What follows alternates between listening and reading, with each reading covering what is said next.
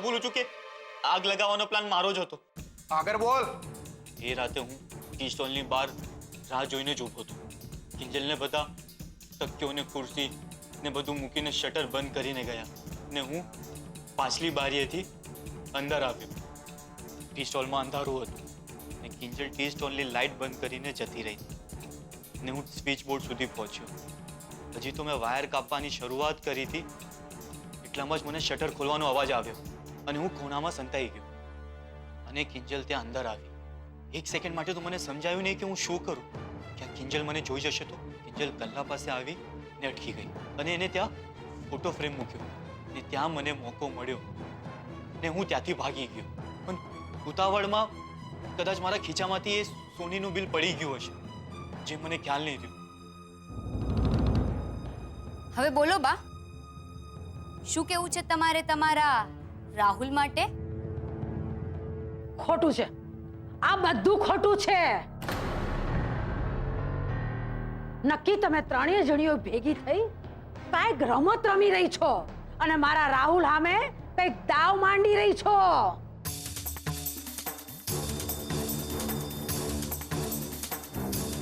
એમ જો તમને એવું જ લાગતું હોય ને તો ચલો પોલીસ સ્ટેશન, ત્યાં સીસીટીવી કેમેરા છે. અને પોલીસ સ્ટેશનમાં જ શું કામ? સોનીની દુકાનમાં પણ સીસીટીવી કેમેરા છે અને ત્યાં રાહુલભાઈએ કાકીની વીંટીઓ વેચી છે અને એ પણ 46,000 રૂપિયામાં, જેથી કરીને એ વસૂલીના પૈસા ચૂકવી શકે. ના ના બેટા, મેં કહ્યું તું ને વીટીઓ તો આ રહી જો.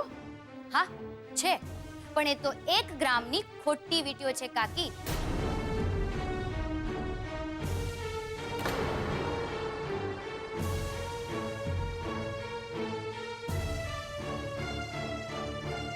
જો તમને ચેક કરાવવું હોય ને તો સોનીની દુકાને જઈને ચેક કરાવી આવો, કેમ કે આ પણ રાહુલે જ પોતાના અવાજમાં અમને કહ્યું હતું. એનું પણ રેકોર્ડિંગ છે અમારી પાસે. કહો તો સંભળાવું?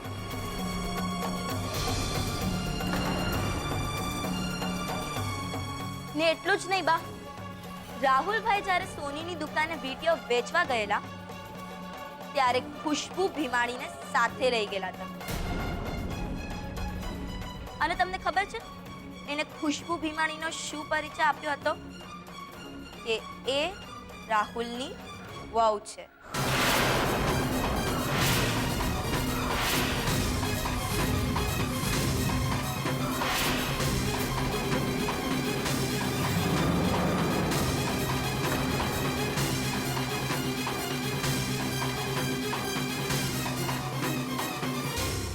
શું થયું બા?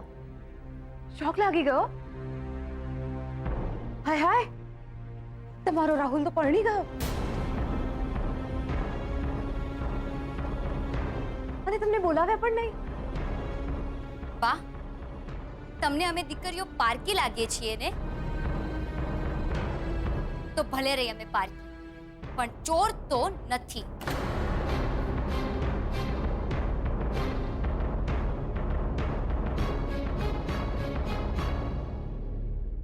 પૈસા માટે કોઈકની દુકાનમાં જઈને ખોટા વર વહુના નાટક કરતા નથી ને નથી અમે કોઈકની દુકાનને કે કોઈકના સપનાને આગ લગાવતા. રાહુલે મારા પપ્પાના સપનાને... કિંજલ બેટા, નહીં પપ્પા, આજે નહીં. આજે પ્લીઝ મને નહીં રોકતા. આજે હું બોલીશ. મારે પૂછવું છે બાને કે કેમ તમે અમને સવાલ કરો છો, રાહુલભાઈને નહીં?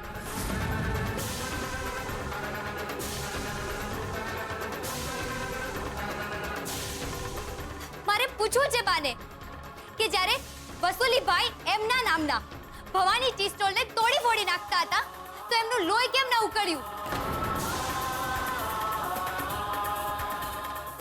પૂછવું છે બાને કે જ્યારે તમને કપાળ પર ઘા વાગ્યો હતો અને તમારા કપાળ પરથી લોહી વહેતું હતું તો એમના પેટનું પાણી કેમ ના લ્યું?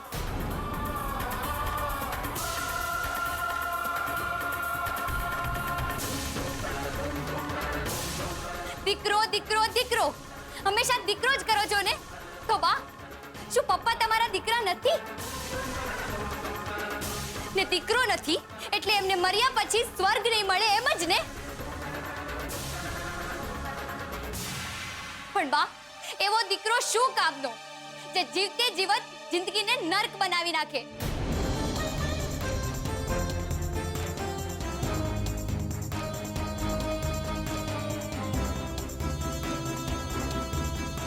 બોલો બા, જવાબ આપો મને. ચૂપ કેમ છો? મારે જવાબ જોઈએ છે બા. દીકરો દીકરો દીકરો, પણ એવો દીકરો શું કામનો જે દીપડા જેવો હોય, જે ફાડી ખાતો હોય બા? એના કરતા તો દીવા જેવી દીકરી નહીં સારી? બોલો ને બા, જવાબ આપો. કાકા, મને જવાબ જોઈએ છે, બોલો ને.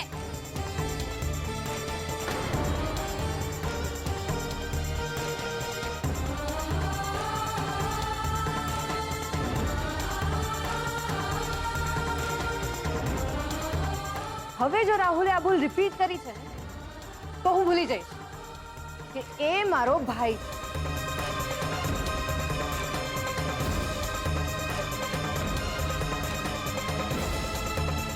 અને ભવાની બા, તમે મને સીએ અને આ કિંજલને બીએ ના મહેણા મારો છો ને, તો આજે આ સીએ સેજલની લાઈફમાં ભાઈ બહેનની બેલેન્સ શીટ ટેલી થઈ ગઈ. હવે જો રાહુલે એક પણ ભૂલ કરી છે અને આ સંબંધોની બેલેન્સ શીટને સહેજ પણ ઉપર નીચે કરી છે ને, આ બીએ કોઈથી બીશે નહીં અને આ સીએ કોઈ પણ તૂટેલા સંબંધને સીવશે નહીં.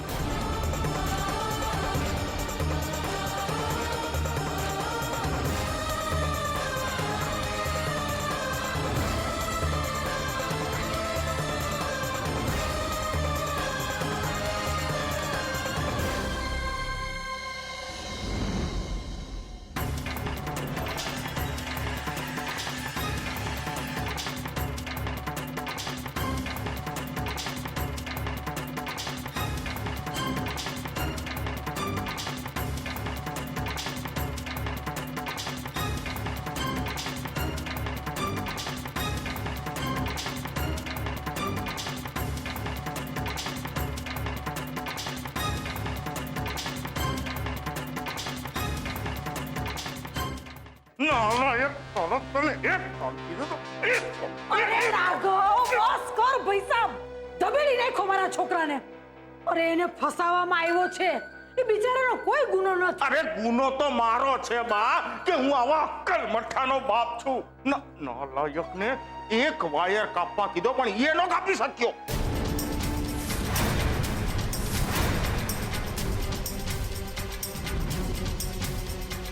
આ તમે શું બોલી રહ્યા છો? એને ખીજાવાની જગ્યાએ તમે એમ કહી રહ્યા છો કે એને વાયર બરાબર કાપવા જોઈએ? તો બીજું શું કહું? અરે નાલાયકને 3 ફળકૂસ જેવી છોકરીઓ મૂર્ખ બનાવી ગઈ. અરે આગળ જતા શું થશે આનું જીવનમાં ઈ વિચારીને મને ડર લાગે છે. અરે પૂર્ણ વિરામ મૂક ને ભાઈ સાહેબ આ વાત ઉપર. મૂકી દીધું બા, પૂર્ણ વિરામ મૂકી દીધું. ઈ તો આ ડૂબાએ એક સારું કામ કર્યું કે મારું નામ ના લીધું.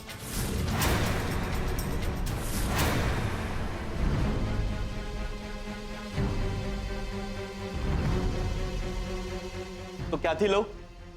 જો હું એમ કહી દેત કે આગ લગાવવાના કાવતરામાં તમે પણ ભળેલા હતા તો મને જેલમાંથી કોણ છોડાવત? એટલે રાઘવ, આ આગ લગાડવાનું કાવતરું તે ઘડેલું? તો ઘડું જ ને બા. હું પણ બાપ છું, સમજી લેજો. મારે મારા દીકરાની કારકિર્દી બનાવી હતી પણ મોટા ભાઈને સાયબર કેફે નહોતું જ બનવા દેવું. પછી શું કરું? લગાડી દીધી આગ. ફૂકી મારી દુકાન. હું હતી ને હું સમજાવવા હાટું, ધમકાવા હાટું. અરે આ આગ લગાડવા જેવું આકરું પગલું ભરવાની શું જરૂર હતી રાઘવ? મોહનિયો ગમે એવો છે, પણ ઈ નો ભૂલતો કે એની ચા થકી જ તારી આ બરકત છે. તો બોલો, હવે તમારી એ કેસેટ વાગવા માંડી. ઓ બા, તમારી ઉપર એ કઈક ઓલા કિંજલના ભાષણની અસર તો નથી થઈ ગઈ ને? વાત અસરની નથી, છેવટે નુકસાન તો આપણા ઘરનું જ થયું ને. નુકસાન?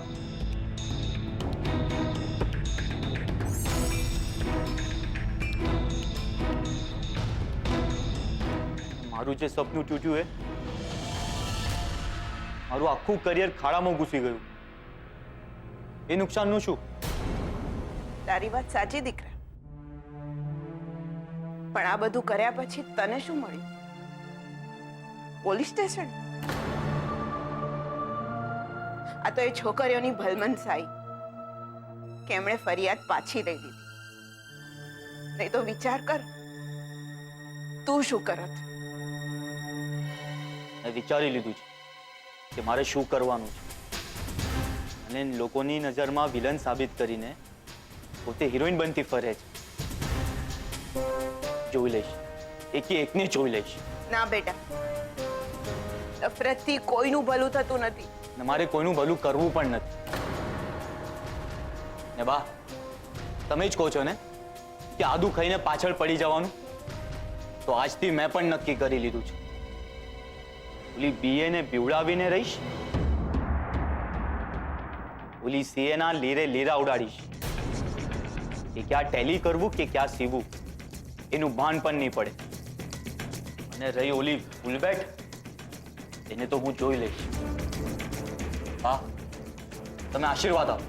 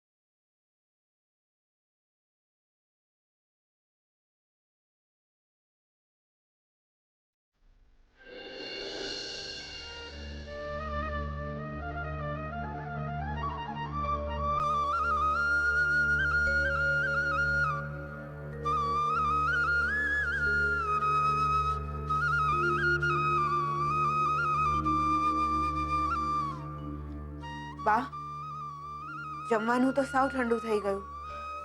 લાવ હું ગરમ કરી આવું. રેવા દો સરોજબહુ, ભૂખ નથી, લઈ જાઓ.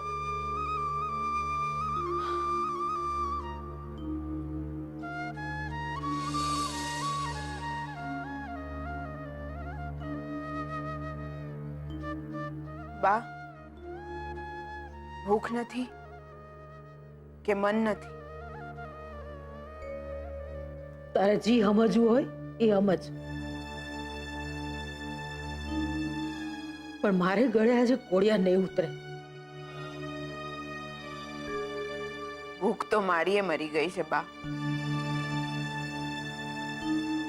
કેટલી વાર એમને કહેતી હતી કે આટલી છૂટ ના આપો, થોડું ધ્યાન આપો રાહુલ પર, જરૂર પડે તો ટોકતા રહો, પણ નહીં. ચોરની માં કાંડળિયામાં મોઢું નાખી રડે એવી હાલત થઈ ગઈ છે મારી. મને તો એ નથી સમજાતું કે હું મોટા ભાઈ અને ભાભીનો સામનો કેવી રીતે કરી શકીશ. બા ચાલો ને, તમે સાથે હશો તો મને હિંમત રહેશે. આપણે મોટા ભાઈના ઘરે જઈએ, એમની માફી માંગી લઈએ. એક મા રૂપે આખી જિંદગી દીકરાના દુખણા લીધા છે, તો આજે એના દુખણા સાથે એના ગુનાહ પણ સ્વીકારી લઈએ. ચાલો ને બા. હું ક્યાંય કોઈની માફી માંગવા નથી જવાની. જા, ઉપાડેથી ને લઈ જા અંદર. પણ બા, કીધું ને, લઈ જા.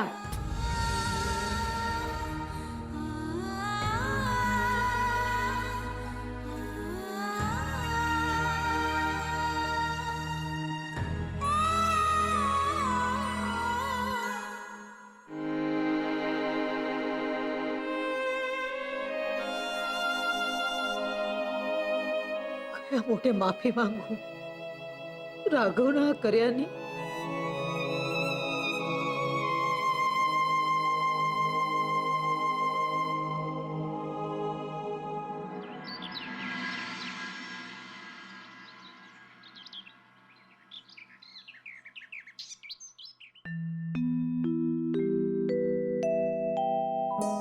જય શ્રી કૃષ્ણ પપ્પા. જય શ્રી કૃષ્ણ બેટા. તમારી આ ગરમા ગરમ ચા. શું વાત છે? ચાની તો બહુ મસ્ત સુગંધ આવી રહી છે ને. શું એડ કર્યું છે આમાં? ઇલાયચી, પુદીનો કે પછી એક ચપટી એક્સ્ટ્રા વાલ.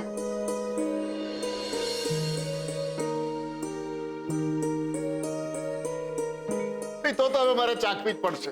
ખાતરી તો કરી લઉં ને.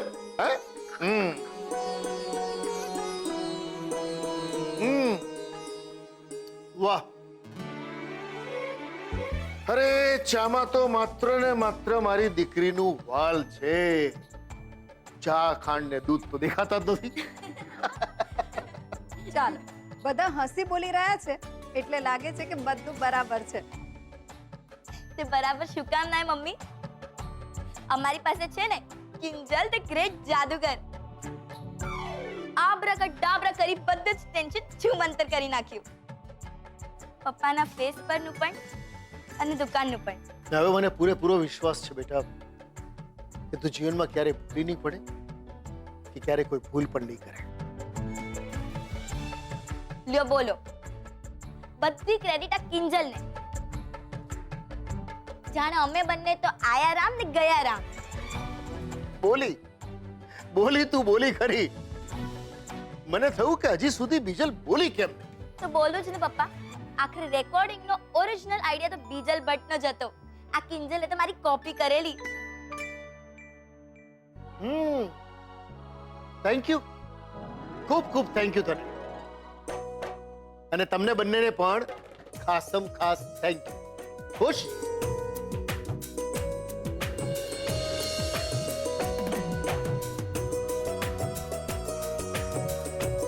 કિંજલ બેટા, ગઈકાલ રાતથી એક વિચાર મગજમાં ફર્યા કરતો હતો. જે મહાભારતમાં કૌરવની સામે અર્જુનની સ્થિતિ થઈ હતી ને, બરાબર એવી જ સ્થિતિ તમારી રાહુલ સામે પોલીસ ફરિયાદ કરતી વખતે થઈ હશે.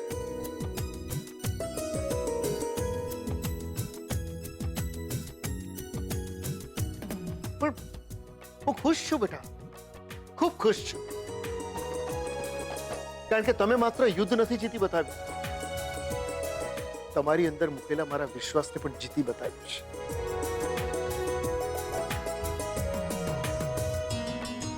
થેન્ક યુ બેટા, થેન્ક યુ સો મચ.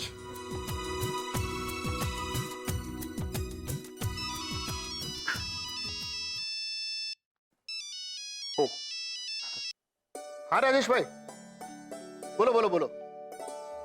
હા, હું દુકાને પહોંચું છું, તમે આવી જાઓ ત્યાં. જી જી જી જી જી. પપ્પા હા? આ રાજેશભાઈ કોણ છે? મારા ઓળખીતા છે. દુકાનના રિપેરિંગ માટે મેં એમને જરા વાત કરી હતી તો કહ્યું કે તમને બેંકની લોન અપાવી દઈશ. તો આજે એમણે એક ભાઈને વાત કરી છે, એ ભાઈ અત્યારે મળવા આવવાના છે દુકાને.